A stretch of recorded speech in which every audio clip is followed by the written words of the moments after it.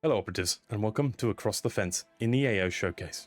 In this video, we're going to hit the big main features from the game mode, such as getting into a game, the stop and focus, the medical system, the glint system, the desperate escape mechanic, and finally, getting out. The devs and makers of this game mode wanted you to truly feel like a SOG operative out in the field, with every inclusion they put in this game mode, from the tension-building stealth situations to the pulse-racing pullouts. Everything has been handcrafted to give you the maximum experience. To start an ATF, you'll want to get into a game. So you're going to want to pick your gear. To do this, you'll come over to this equipment crate and open the arsenal.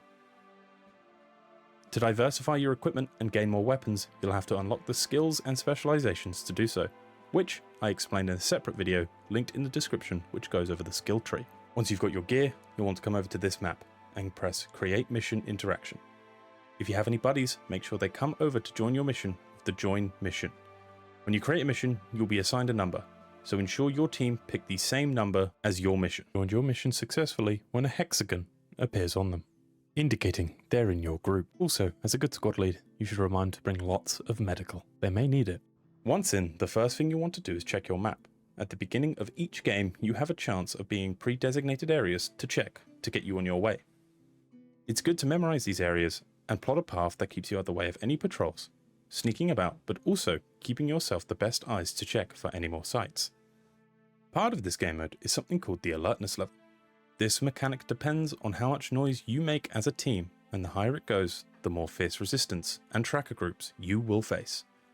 So, while you can go all guns blazing, your time in Across the Fence will only get more difficult. When you get in, you'll notice something on your scroll menu called Stop Focus. Stop Focus is a new action which allows you to, well, stop and focus. What this does, it allows you to be able to hear nearby enemies and gauge their distance and direction of movement. It does this by showing small ripples which represent the sounds enemies are making in the vicinity. It also increases your chance to see glints, which I will get onto. Stop Focus is one of the most important tools to use in the jungle and will mean the difference between you charting a safe path and rushing straight into a VC jungle rave. Stop Focus can only be done while stationary and make no significant movements or actions, such as reloading, walking, sprinting, and such other things. But it can be buffed using the Point Man training skill tree. Next up is the Glint Mechanic. This mechanic places various pieces of equipment left behind by VC squads and acts as hints to sites. Glints can be identified by a white star, which flashes periodically. They can be easily lost though, so remember to keep an eye on its location, but don't get too distracted. Where there's glints, there tends to be the VC that left it behind. When reaching a glint, you'll be prompted with an inspect function.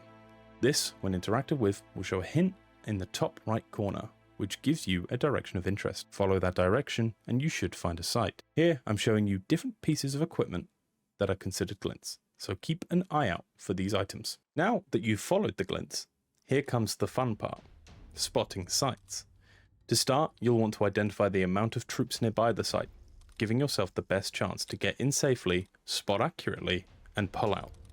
When dealing with sites, you'll want to identify what the site actually is. There's a few ways to do this, but the easiest, by far, is definitely the SOG 35mm camera.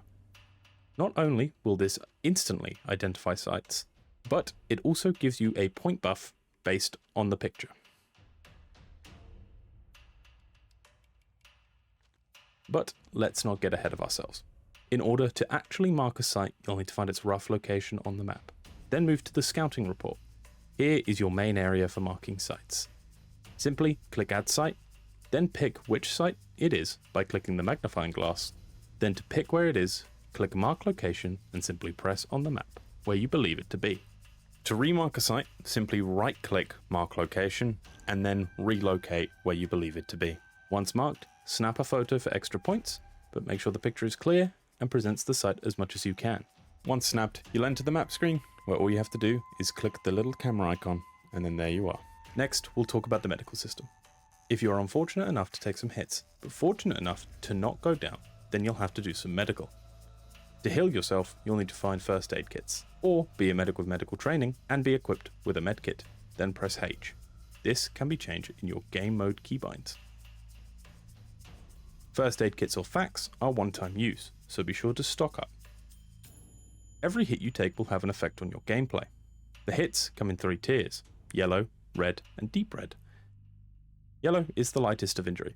Red means you're bleeding, and deep red means you're bleeding heavily and will go down soon, and will have the biggest effects on you. Each hit gives you a debuff. These can range from okay to absolutely horrible, but all are pretty bad.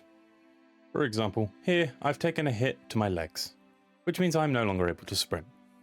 That's not good.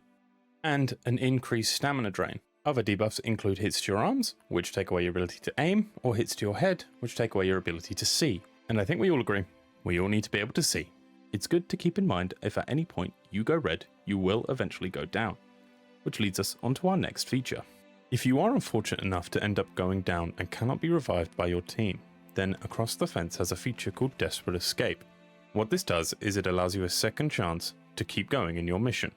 But beware, using this will strip you of your backpack and everything inside of it, and it will place you a distance away from your death point, and possibly your friends.